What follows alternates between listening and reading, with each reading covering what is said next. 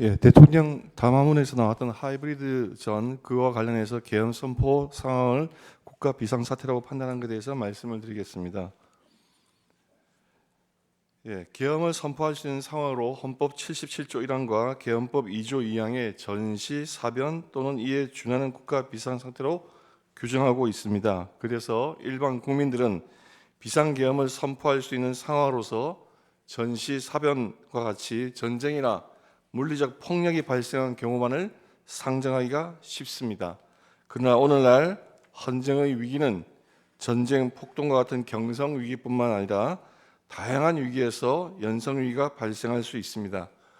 헌법과 국가를 수호해야 될 책임이 있는 대통령은 이러한 연성 위기에도 대응을 하고 이에 방어를 해야 될 책무가 있습니다. 방금 두 변호인께서 자세히 설명해 주셨지만 비록 전시사변은 아닐지라도 헌법 헌정 질서가 중대한 위기에 와 있다고 하는 것은 익히 알 수가 있습니다. 게다가 한국에서는 중국과 북한의 하이브리드전이 전개되고 있습니다. 이러한 상황에서 방금 보았듯이 국회의 탄핵 난발로 인한 행정부, 사법부, 헌재의 기능마비, 국익에 반하는 국회의 입법 독재, 재정적 부담이나 위헌성이 짙은 입법 폭주, 무분별한 예산 삭감으로 인한 정부의 정상적 작동 불능, 이런 상황에 비추어서 대통령은 국가 비상사태로 판단한 것입니다. 그러면 대통령께서 말씀하신 하이브리드전이 무엇인가에 대해서 한번 살펴보겠습니다. 하이브리드전은 정규전 이외의 비정규전, 테러, 심리전, 여론전, 인지전, 사이버전 등 동원 가능한 모든 수단을 전개 가능한 모든 영역에서 사용하여 치르는 전쟁을 말합니다. 이러한 하이브리드전은 재래식 전력과 경제력이 떨어지는 사회주의 국가나 일당 독재 국가들이 서구 진영의 자유민주주의 국가들을 상대로 하여 펼치고 있습니다. 자유민주주의 국가에는 표현의 자유가 있기 때문에 그 틈을 파고들어서 여론전, 심리전, 사이버전을 전개하기가 상당히 용이하고 반대로 자유민주주의 국가에서는 이것을 인식하고 방어하는 데 상당한 어려움이 있습니다. 러시아의 하이브리드전 이론의 대표자인 게라시모프라는 분은 하이브리드전이 6단계로 진행이 되는데 통상 4단계 정도 돼서 재래식 전쟁이 발발하게 되며 그러한 경우 상대 국가는 이미 하이브리드전의 전개로 인해서 국력이 쇠퇴하고 사회적인 분열과 갈등이 일어나서 재래식 전쟁 수행력이 대폭 약화된다고 하고 있습니다. 따라서 국가의 주권 및 국익을 지키기 위해서 정치인들과 국민들은 그 위험성을 인식하고 경계해야 할 것입니다. 전 세계에서 지금 가장 하이브리드전을 활발하게 펼치고 있는 나라는 중국입니다. 중국은 중국식 하이브리드전의 명칭을 초안전이라고 하고 있습니다.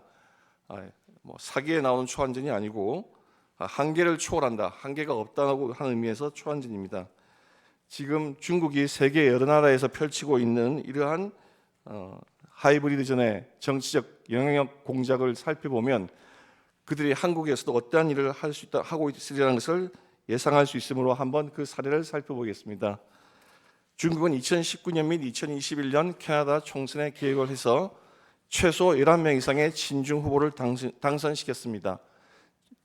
이 의혹이 처음 제기되었을 때 중국 당국은 터무니없다고 부인을 했지만 캐나다 정보당국이 1년여에 걸쳐 조사 결과 공식적으로 이를 인정했습니다. 캐나다에는 많은 중국 교민과 기업과 유학생들이 있습니다.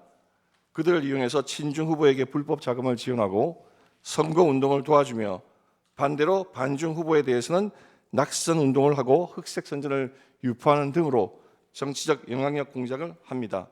특히 선거철에 다가와서 반중 정책을 펼치면 경제에 타격을 받는다, 대만과 친교를 맺고 그들을 지원하면 중국과의 전쟁에 휘말릴 위험이 있다, 이런 식으로 경제적, 안보적 측면에서의 불안감을 퍼뜨립니다. 소위 평론가, 언론을 통해서 그러한 여론전, 심리전을 전개를 합니다. 한국에서도 흔히 볼 수 있는 형태의 여론전입니다.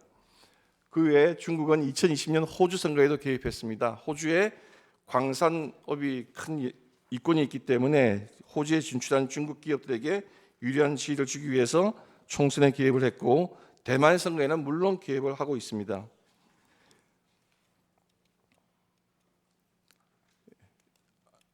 예. 이러한 중국의 시진핑은 2017년 트럼프 대통령을 만나서 한국은 과거 중국의 일부였다라고 하는 인식을 표명한 바가 있습니다. 그만큼 한국에 대해서 영향력을 행사하려고 하는 그 마음이 크다고 하는 것을 우리가 쉽게 알 수가 있습니다. 한국은 중국이 하이브리드전을 전개하기에 최적의 환경을 갖추고 있습니다. 정치인과 일반 국민들이 이 부분에 대해서 경각심이 거의 없습니다. 2024년 기준으로 한국에 있는 제한 외국인의 37%인 96만 명 정도가 중국인입니다. 또한 민주당의 민주연구원과 중국 공산당의 중앙당교는 교류 협약을 맺어서 친분이 있습니다. 문재인 대통령은 중국을 방문하여서 시진핑의 중국몽과 함께 하겠다고 하여서 중국의 1대1로 정책에 찬동 의지를 표명하였고 이재명 대표 역시 주한 친중 대사를 만나서 굉장히 친중 성향을 드러낸 바가 있습니다. 지금 전 세계에 공자학교가 많이 있었는데 그 공자학교가 중국의 정치적 영향력 공작의 통로가 된다고 해서 많은 나라들에서 폐쇄가 되고 있습니다. 그러나 한국은 아시아에서 가장 많은 23개가 있습니다. 프랑스의 알리앙스 프랑세즈나 괴테 문화원 같은 것은 대학교 밖에 있습니다. 순수한 어학원입니다. 그러나 공자학원은 대학에 설치해서 학생들에 대한 비판의식을 마비시키고 정치적 영향력 공작의 통로가 되고 있습니다. 이 공자학원의 책임자가 중국의 통일전선공작부의 부장, 우리나라로 말하면 장관급 인물들이 했다고 하는 것이 그 공자학원의 성격을 여실히 보여주는 것이라고 할 것입니다. 예. 2023년에 바이든 대통령이 시진핑을 만나서 대만의 선거에 직접 노골적으로 개입하는 것에 대해서 경고를 했습니다. 그 다음에 중국은 전국인민정치협상회의라고 하는 정협의 주석을 맡고 있는 왕홍인이라는 인물이 개입 방식을 전면적 개입 방식에서 분산식 개입 방식으로 바꾸었습니다. 그 분산식 개입 방법으로 중점을 옮겼는데 그것은 여론전, 심리전을 말하는 것입니다. 인터넷을 통한 여론 가짜 뉴스라든지 또는 흑색 선전이라든지 이런 걸 통해서 하는 그런 방식으로 중점을 바꾸었습니다. 우리나라에서도 지금 이런 하이브리드전을 치르기에 지금 우리나라 상황을 한번 보겠습니다. 지금 우리나라의 중앙선거관리위원회가 친중 성향을 노골적으로 드러내고 있는 상황에 있습니다. 지금 보시면 지금 저 인물이 왕홍인이라는 인물입니다. 아까 말했듯이 대만의 정치적 영향력 공작의 책임을 맡고 있는 분입니다. 2018년인가요? 중앙선거관리위원회 홈페이지에 민주주의와 선거라는 제목으로 외국 정치인 5명을 올렸습니다. 그 중에 3명이 중국인입니다. 그리고 첫 번째로 올라간 인물이 저 왕홍인입니다. 도대체 자유민주주의 국가 중앙선거관리위원회에서 왜 저런 인물이 등장하고 그 사람을 찬양하는 영상이 나와 있는지 도저히 이해하기가 힘듭니다. 게다가 중앙선거관리위원회는 지난 2023년 하반기까지 외국인을 투표 사무원으로 채용할 수 있었습니다. 2020년 총선에서 이것을 발견하고 개표 현장에서 항의를 했더니 중국인이 더 중립적이지 않아요? 하는 선관위 직원의 어처구니 없는 해명을 들었습니다.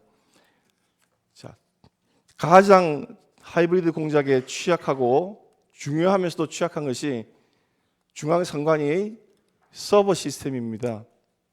그 서버 시스템에 대해서 2023년에 보안 점검을 한 결과 분명히 2020년 총선이 치러질 당시에 중앙선관위는 선거 망분리가 되어 있기 때문에 해킹의 염려는 전혀 없고 사이버 시스템을 통한 전산 시스템을 통한 투개표 조작은 터무니없는 거짓말이다 라고 주장을 했습니다. 그러나 2023년 국정원의 보안 점검 결과 2020년 총선 당시 선거 망분리는 너무나 미흡해서 해커의 공격에 사실상 무방비 상태였고 통합 유권자 명부가 탈취 가능했으며 투표관리관의 사인, 선거관리위원회의 청인 탈취가 가능했고 사전투표지 관리가 미흡했으며 사전투표지 인쇄도 가능하다고 했습니다. 이것을 다 종합하면 사전투표에서 투표자 숫자를 얼마든지 늘릴 수 있고 투표지 용지도 얼마든지 인쇄할 수 있다고 하는 것을 의미하는 것입니다. 그래서 2023년에 나왔던 이런 회기망측한 투표지들이 무더기로 나오는 겁니다. 재검표할 때마다 쏟아져 나오는 수천 장의 형상기억 복원 종이로 인쇄했다고 하는 저 신권다발 투표지, 정상적인 투개표 과정을 거쳤다면 절대 저런 형태로 유지될 수가 없습니다. 그리고 소위 일장기 투표지, 우리 도태호 변호사가 몇 번이나 말했지만 저 투표소의 투표관리관은 저런 걸 본 적도 없고 들은 적도 없고 투표 관리록에 기재한 바도 없습니다. 그리고 저렇게 본드로 붙어 있는 이상한 투표지들, 저게 어떻게 개표와 개표를 거치고 난 다음에 저런 투표지가 나올 수 있겠습니까? 이런 사유로 인해서 국민들 사이에 선거 시스템에 대한 의혹과 염려가 증폭되고 있는 상황이었습니다. 자, 이렇게 중국의 정치적 영향력 공작 앞에 무방비 상태로 놓여져 있는 상황 하에서 국회가 이런 문제에 대해서 이런 위험성을 인식하고 대응책을 강구하는 것이 아니라 오히려 정반대의 길을 갔습니다. 감사원이 아까 발표했지만 감사원이 2024년 10월 말경 사드 배치에 대한 관한 기밀을 중국과 시민단체에 유출한 전 정권의 고위 관료들을 고발하자 국회는 감사원장을 탄핵했습니다. 간첩 행위를 은폐하고 덮어주기 위한 탄핵이라 질책을 받아 마땅하다 할 것입니다. 중국인의 간첩 행위를 처벌할 수 있는 간첩법 개정에 반대하였고 국가 핵심 산업기술 유출 통로가 될 수 있는 국회에서의 증언감저법 개정안을 의결하였으며 방산 수출 시 국회의 동의를 요구하는 방위사업법 개정안도 의결하여서 중국의 하이브리드 전 전개를 오히려 돕고 있다고 비난받아 마땅한 상황이 되었습니다. 이런 상황에서 대통령인 피청구인은 거대 야당의 무차별 탄핵으로 인한 행정부, 사법부 기능마비, 무분별한 예산 삭감으로 인한 국방과 서민경제의 파탄, 마약 범죄 수사들의 심각한 차질, 국가 경제를 위협하는 위헌적인 입법 양산, 산업 경쟁력 제고를 위한 각종 입법의 무산 등으로 사실상 무정부 상태로 흘러가서 국가와 헌정의 위기가 오고 있다는 것을 절감했고 나아가 국가적 이익이 침탈당하고 있고 그것이 심지어 입법화, 제도화되고 되려는 위기에 있다는 것을 절감하게 되고 국민에게 이러한 상황을 직접 호소하고 국민들이 감시와 견제의 눈을 떠서 이러한 사태를 막아줄 것을 호소하기 위해서 비상계엄을 선포하게 된 것입니다.